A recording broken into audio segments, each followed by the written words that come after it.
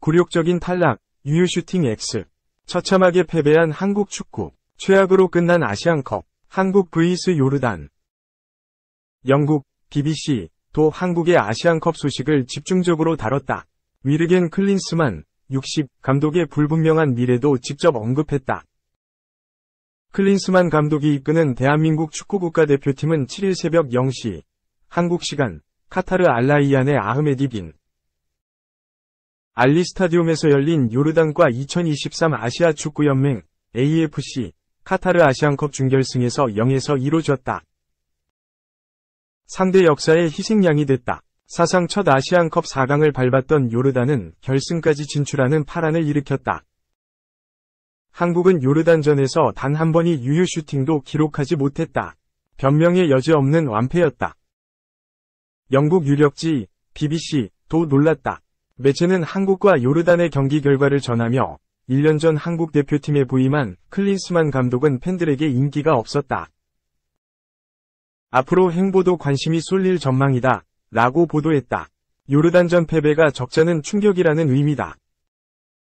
한국은 이번 아시안컵에서 2번의 연장전을 치렀다.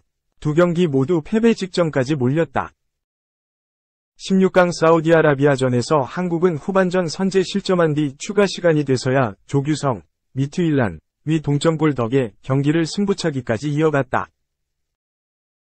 8강 호주전에서는 황희찬, 울버햄튼 원더러스, 손흥민, 토트넘 호스퍼, 얻어낸 페널티킥을 넣으며 연장전까지 갔다.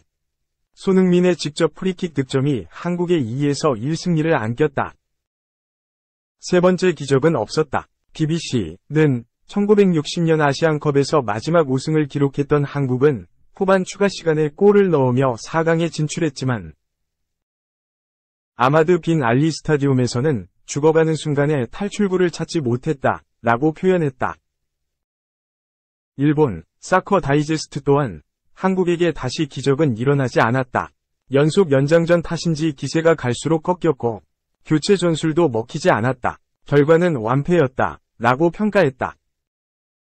요르단은 한국의 조별리그 2차전 상대였다. 당시에는 2에서 2로 비겼다.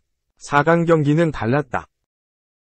비록 핵심 수비수 김민재, 바이에른 위는 각 경고 누적으로 결장했다고는 하나 변명할 수 없는 역대급 졸전이었다. BBC는 김민재가 결장한 가운데 한국은 전반전 요르단의 강한 전방 압박에 고전했다. 라며 야잔 알라이마트, 알아흘리는 침착한 슈팅으로 조현욱, 울산 HD를 제압했다. 무사 알타마리, 몽펠리에는 13분 뒤 한국 수비를 제치고 낮은 슈팅으로 골망을 갈랐다. 라고 설명했다.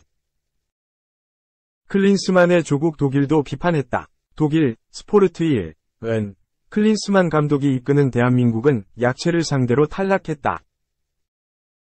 아시안컵 4강에서 대참사를 겪었다. 한국은 요르단을 상대로 예상치 못한 패배를 당했다. 라고 조명했다. 중국 신화스포츠도 한국은 끝내 아시안컵에서 요르단을 이기지 못했다. 역사상 첫 패배, 3승 3무 1패, 기도하다. 라며 아시아에서 한국은 강팀이라 불리기 어렵다.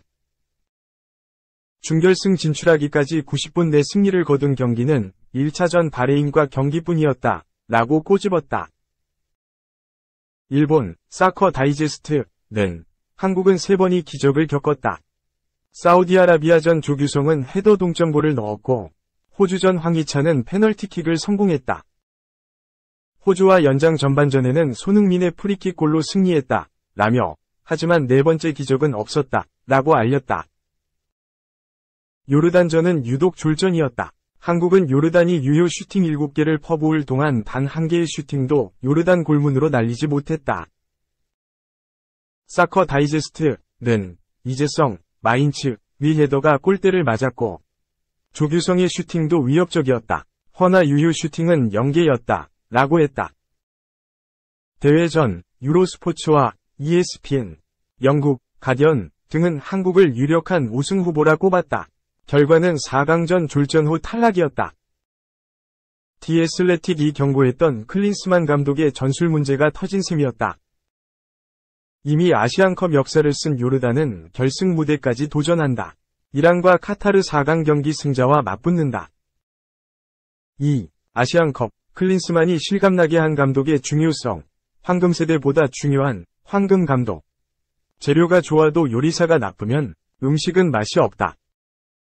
위르겐 클린스만 감독이 이끄는 대한민국 축구 국가대표팀은 7일 오전 0시 한국 시간 카타르 알-라이안에 위치한 아흐마드 빈 알리 스타디움에서 열린 2023 아시아 축구연맹 카타르 아시안컵 4강전에서 요르단에 0에서 2로 패했다. 이로써 대한민국의 결승 진출은 좌절됐다. 64년 만에 우승에 도전한 대한민국. 대회 전까진 우승 2 디폴트라는 반응이 대부분이었다. 그만큼 선수들의 구성이 엄청났기 때문. 캡틴, 손흥민을 비롯해 김민재와 황희찬, 이강인 등은 빅리그에서 핵심적인 역할을 맡은 선수들이었고 이외에도 이재성, 황인범, 오형규, 홍현석, 조규성, 정우영 등 유럽에서 뛰는 선수들이 줄을 이뤘다. 국내에선 이들을 황금세대라고 칭했다. 하지만 대회에 돌입하자 기대보다 우려가 더욱 커졌다. 조별리그 1차전 때부터 불안함이 노출됐기 때문. 바레인과의 조별리그 1차전. 경기는 3에서 1로 이겼지만 통쾌한 승리는 아니었다. 수비에선 실수가 잦았고 공격은 어딘가 답답했다. 이는 요르단과의 조별리그 2차전부터 증폭되기 시작했다. 대한민국은 상대의 두 줄 수비를 제대로 공략하지 못했고 상대의 빠른 역습을 막지 못했다. 후반 추가 시간 터진 황인범의 동점골이 아니었다면 대한민국은 충격적인 패배를 당할 뻔했다.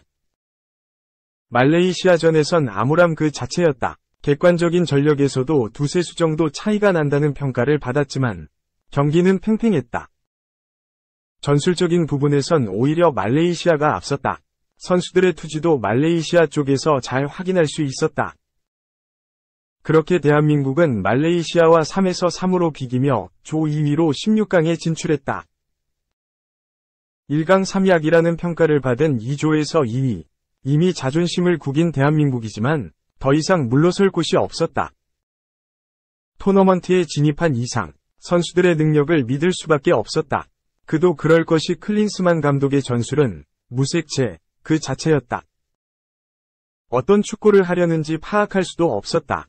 좋게 보자면 유연하고 실험적이라고 바라볼 수 있지만 확고한 전술 없이 이것저것 써보는 느낌을 지울 수 없었다. 마치 요리사가 망한 음식을 살려내기 위해 갖은 조미료를 넣는 모습과 흡사했다. 토너먼트에서 대한민국은 드라마를 써내려갔다. 사우디전과 호주전에서 연속으로 후반 추가 시간에 동점골을 넣었고 연장전 혹은 승부차기에서 승리를 따냈다. 극적인 승리였던 만큼 더욱 짜릿했다. 하지만 냉정하게 보자면 여기서 전술적인 성과는 전혀 볼 수 없었다.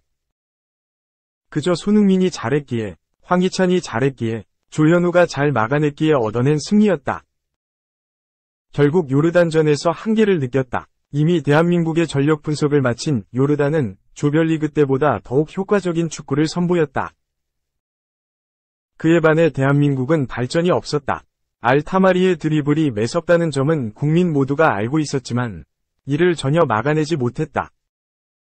알-나이마트가 어느 자세에서든 적극적인 슈팅을 시도한다는 것은 모두가 알고 있었지만 그저 그의 슈팅을 지켜보기만 했다. 결국 이번에도 클린스만 감독은 별다른 방안 없이 선수들의 기량에만 의존했다. 하지만 아무리 좋은 선수들이라고 할지라도 전술 없이 움직인다면 전혀 효과를 나타낼 수 없다. 황금세대보다 황금감독이 중요하다는 것. 클린스만 감독이 제대로 실감나게 했다. 3. 찬이. 난 선에게 갈게. 울버햄턴 에이스. 토트넘이 부른다. 라이벌 아스널과 영입 경쟁. 토트넘이 황희찬의 동료를 손흥민의 파트너로 영입할 계획을 준비 중이다. 영국의 더 하드태클은 6일 한국 시각 토트넘이 페드로 네투를 원하고 있다라고 보도했다. 토트넘은 지난 여름부터 꾸준히 공격진 영입을 위한 작업에 몰두하고 있다. 해리 케인의 빈자리는 손흥민과 히샬리송의 반등, 제임스 매디슨의 활약으로 어느 정도 채웠지만 여전히 공격진의 날카로움은 상위권 팀들에 비하면 아쉽다. 이번 겨울에 데려온 후보는 티모 베르너다.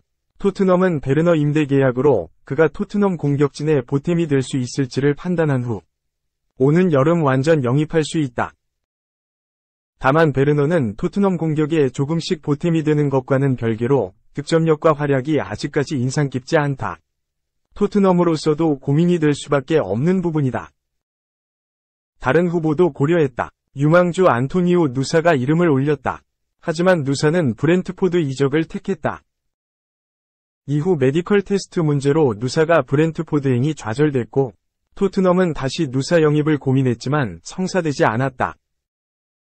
이미 올 시즌 잉글랜드 프리미어리그에서 손꼽는 활약을 펼친 네투도 토트넘의 눈에 들 수밖에 없었다. 네투는 올 시즌 황희찬과 함께 울버햄턴의 에이스나 다름없는 선수다. 지난 시즌 장기 부상에도 불구하고 올 시즌 공식전 17경기에서 3골 9도움으로 완벽하게 부활했다. 주 포지션이 우측 윙어이기에 손흥민과 양 날개를 이뤄서 토트넘 공격을 이끌 수 있는 자원이다. 더 하드 태클은 네투는 오는 여름 이적 시장 토트넘의 타깃으로 떠올랐다. 그는 최고 수준 감독들에게 많은 상상력을 불러일으키는 선수다. 토트넘은 공격진이 특별하게 부족하지는 않다. 다만 네투의 다재다능함은 큰 무기로 입증됐다. 그는 전방 세 자리에서 모두 쉽게 플레이할 수 있으며 토트넘이 유럽 챔피언스 리그에 진출하면 그에게 엄청난 제의를 할 수 있다라고 전했다. 다만 경쟁이 치열하다. 네투 영입의 가장 적극적인 팀은 토트넘의 라이벌 아스널이다. 아스널은 그간 최전방 전천후 자원인 네투에게 지속적으로 관심을 내비쳤고 여름 이적 시장 우선순위로 고려하고 있다고 알려졌다. 이외에도 맨체스터 시티와 리버풀도 네투 영입에 도전할 수 있다는 소식이 이미 전해진 바 있다. 한편 네투 외에도 황희찬도 지난해 여름 이적 시장에서 토트넘의 영입 후보로 올랐다고 알려졌다. 다만 네투 영입에 토트넘이 집중한다면 황희찬 영입은 고려하지 않을 것으로 예상된다. 뛰어난 활약을 펼친 네투가 황희찬의 파트너에서 손흥민의 파트너로 자리를 옮길 가능성이 등장했다.